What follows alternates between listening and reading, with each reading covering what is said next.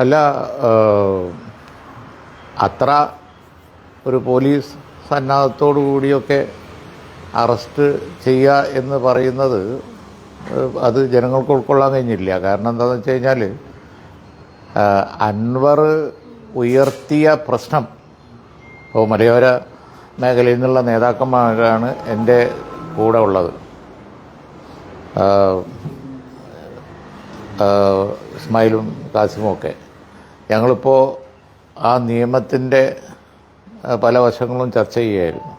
ഇത്രയേറെ മലയോര മേഖലയിൽ ജീവിക്കുന്ന ജനങ്ങൾക്ക് ബുദ്ധിമുട്ടുണ്ടാക്കുന്ന ഒരു നിയമം ഗവൺമെൻറ് ഏതടിസ്ഥാനത്തിൽ ആണ് കൊണ്ടുവരുന്നതും നടപ്പാക്കാൻ ആലോചിക്കുന്നതും എന്നറിയില്ല. മലയോര മേഖലയിലെ ജനങ്ങളുടെ ജീവിതം തന്നെ ദുസ്സഹാവും. വന അവകാശമുള്ള അവിടെ ആദ്യം മുതൽ താമസിക്കുന്ന ആദിവാസികൾ ഉൾപ്പെടെ വനമേഖലയിൽ താമസിക്കുന്ന കുടിയേറ്റ കർഷകർ, അതുപോലെയുള്ള ജനവിഭാഗങ്ങൾ മുഴുവൻ വനാതിർത്തിയിൽ താമസിക്കുന്നവർ ഭക്ഷണത്തിനും വെള്ളത്തിനും വനത്തെ ആശ്രയിക്കുന്നതാണ്. അതൊക്കെ അസാധ്യമാക്കുന്ന തരത്തിലുള്ള ഒരു നിയമമാണ്. അത് മാത്രമല്ല, മലയോര മേഖലയിൽ ജീവിക്കുന്ന കുടിയേറ്റക്കാരെ സംബന്ധിച്ചിടത്തോളം അവർക്ക് സുരക്ഷിതത്വത്തിൻ്റെ പ്രശ്നത്തിൽ ഗവൺമെൻറ്റിന് ചെറുവിരൽ അനക്കാൻ ഇതുവരെ കഴിഞ്ഞിട്ടില്ല. 1.5 ആന വന്ന് ആളുകളെ ചവിട്ടി കൊല്ലുന്നു. ഗവൺമെൻറ് അതിൻ്റെ നിസ്സംഗത തുടരുന്നു.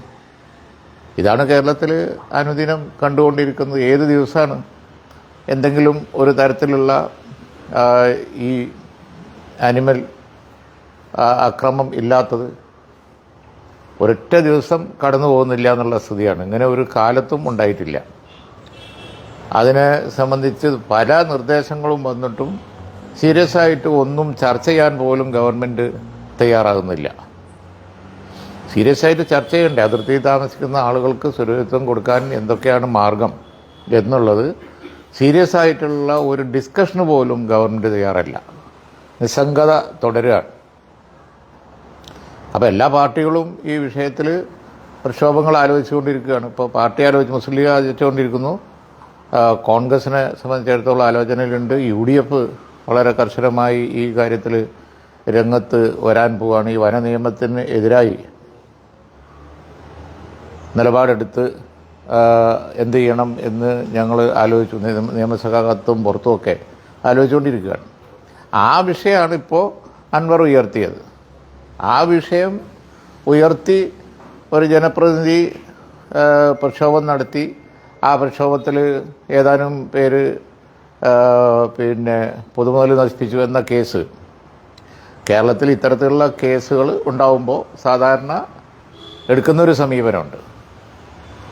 എന്ത് കോസ്റ്റിന് വേണ്ടിയാണ് പ്രക്ഷോഭം നടന്നത് എന്നുകൂടി നോക്കി എടുക്കുന്ന ഒരു സമീപനമുണ്ട്. ഇവിടെ ആ സമീപനമൊന്നും അല്ല ഉണ്ടായത്. ഇവിടെ എന്തോ ഒരു ക്രിമിനൽ ആക്ടിവിറ്റി എന്നുള്ള നിലക്ക് മാത്രം കണ്ട് വീട് വളഞ്ഞ് അർദ്ധരാത്രി അറസ്റ്റ് നാടകം നടത്തുകയൊക്കെയാണ് ചെയ്തത്.